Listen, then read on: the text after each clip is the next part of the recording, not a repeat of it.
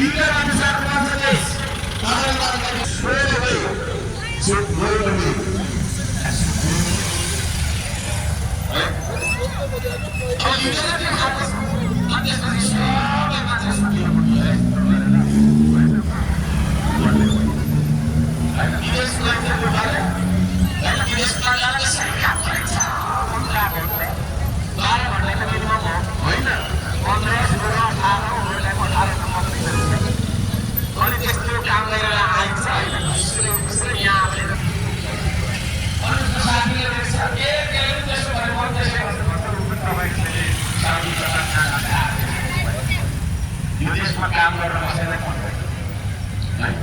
त्यस्तो खालको सामाजिक मान्यतालाई चुनौती दिएर विद्रोह गरेर आएको मान्छेहरूको सरकार यो श्रम संस्कृति भनेको एउटा चुनाव एक खान सांसद जित्ने मात्रै तपाईँको छैन मान्छेले पार्टी होइन यो भनेको यो देशलाई टोटल रिफर्म गर्न सकियो श्रम संस्कृति है हामी सबको शक्तिले यो देशको चाहिँ भएको छैन पुरै सामाजिक आर्थिक होइन विकासका चाहिँ तपाईँको छैन के सांस्कृतिक विकासका चाहिँ हामीले यो परिवर्तनकारी अभियानमा तपाईहरु जोड्न चाहनुहुन्छ धन्यवाद दिन चाहन्छु यो अभियानलाई हामीले लिगलाइज गर्नका लागि चुनाव गर्नु पर्यो है यो पहिलो तपाईँ एमाले भएर पहिलो कांग्रेस भएर पहिलो हैन त्यो खोइ के पार्टी ताराको भएर पहिलो घण्टी बनाउने पार्टी भएर पहिलो हामी यो देशलाई बदलेर देखाउँछौँ यो देश हामी सबैको देश हो भनेदेखि हामी सबैले मिलेर बनाउनुपर्छ है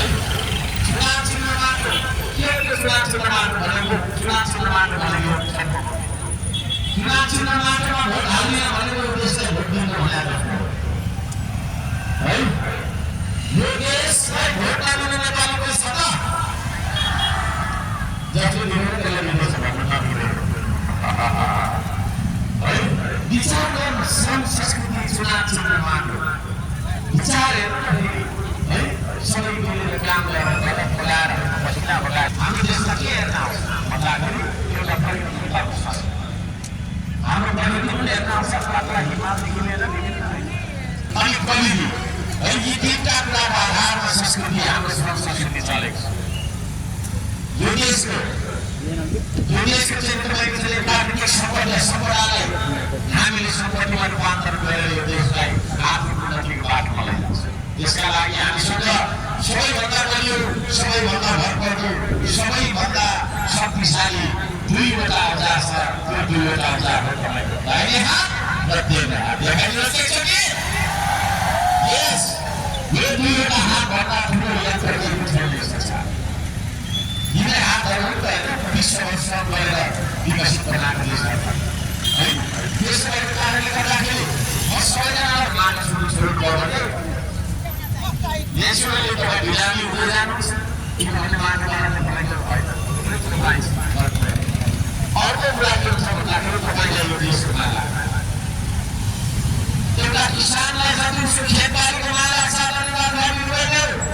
त्यति जग्गा दलाललाई लाग्दैन दलालहरूको देश पर्यो है अनि हाम्रो घरमा आएर बेचिकन नेपालले बेचिकन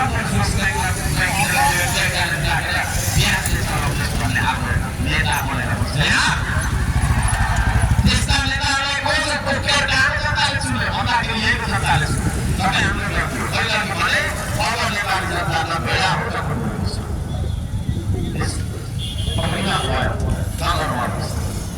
त्यसको कारणले इमानदार मान्छेलाई सुन्नुहोस् भक्त मान्छेलाई सुन्नुहोस् स्पष्ट विचार भएको मान्छेलाई सुन्नुहोस् नेताको पक्षमा निडर भएर लड्न सक्ने बोल्न सक्ने मान्छेलाई सुन्नुहोस् आनन्ददार बहिनीबहिनीहरू यो चुनाव भनेको चाहिँ तपाईँको हाम्रो स्वाधीनता बचाउनका लागि है राष्ट्रवादी शक्ति र यो स्वाधीनतालाई धराशायी बनाएर विदेशीको चौकीमा हातले हस्तक्षेपलाई हातलाई बढावा दिएर देशमा चाहिँ कुर्सी पाए भएकोलाई कुर्सी मिलाइदिनुहोस् म भारतलाई जे पनि बुझाउँछु भन्नेहरू एमसीसी गर्नेहरू होइन सिङ्गलाबाट तपाईँको चाहिँ विभिन्न देशहरू केरेहरू छ हाम्रो चाहिँ सम्पदाहरू गरे ती सम्पदाहरू चाहिँ हाम्रो छोराछोरीले जग्गा हो योजनाबद्ध तरिकाले जग्गा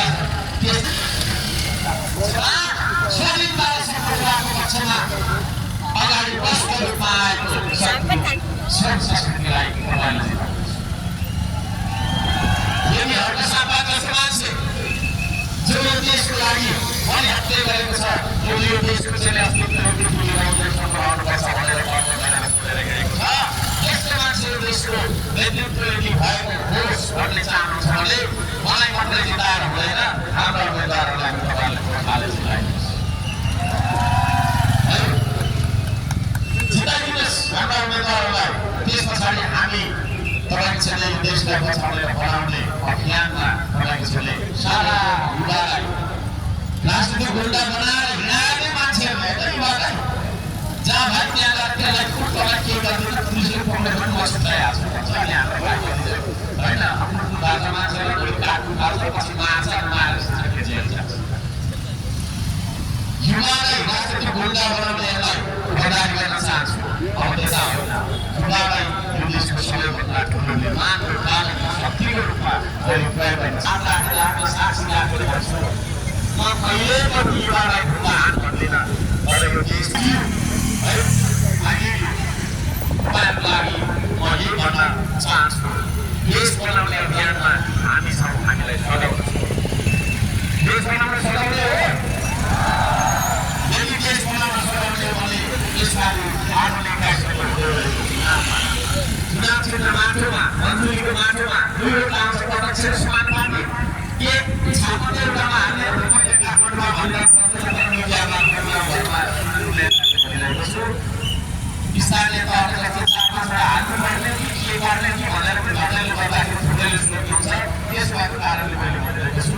प्रत्यक्ष र समाजवादी दुवैलाई माथिबाट नहेर्नु नजिक चिन्ता देखिन्छ तलबाट हेर्नु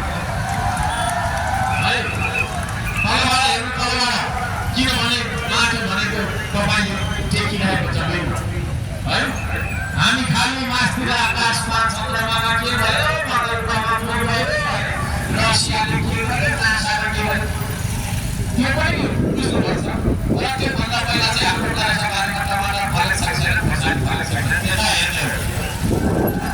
हालमा धान फलाउनु सकेको छैन मन्दिरबाट कथा पढेर हुन्छ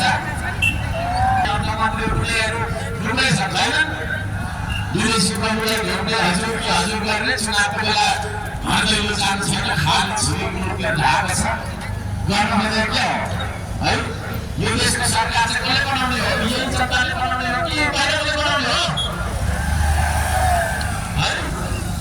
श्रम संस्कृतिको सरकार चाहिँ यिनै जनताले बनाउँछ केही छैन एआईमा प्रधानमन्त्री हुने गरोस् जेसुकै हुने गरोस् तर वास्तविकतामा है वास्तविकतामा यो देश बनाउने शक्ति भनेको यिनै शक्ति हुन् जो तपाईँहरू हुनुहुन्छ र तपाईँहरू सबैजनालाई श्रम संस्कृतिमा यदि यो देश बनाउँछु भनेर तपाईँहरू भएको छ भने यो देशका लागि पैसा कमाउनु तयार छु चिन गर्नु तयार छु भन्ने यदि लाग्छ भने तपाईँ श्रम संस्कृति हुनुहुन्छ श्रम संस्कृतिलाई छोडिराख्न चाहन्छु है यो मेरो मात्रै होइन यो तपाईँको पनि हो यो तपाईँको मात्रै होइन यो मेरो पनि हो श्रम संस्कृति यो देश हामी सबैको यहाँ सबैजनालाई मात्रै भन्न चाहन्छु यो श्रम संस्कृति अब हामी सबैको सोच हर्का साम्पाङ है त्यो भनिराख्नु तपाईँ खुद हो हर्का साम्पाङ है अरू घर फर्केर जाने त्यो फर्केर जाने तपाईँको सबै चुनावमा हाम्रो पक्षमा रिजल्ट लागेसम्म विश्राम गर्नुपर्छ छुट्टो विश्राम गर्नुको फरक शब्दहरू है बुझाउनु हुँदैन विश्राम मात्रै गर्नुपर्छ यसो अलिकति रेस्ट गर्ने मेरो केही छोडिहाल्ने है चुनाव चिन्ह माथि चुनाव चिन्ह माथि है भविष्यको बाटो भविष्यको चुनाव चिन्ह माथि भविष्यको बाटो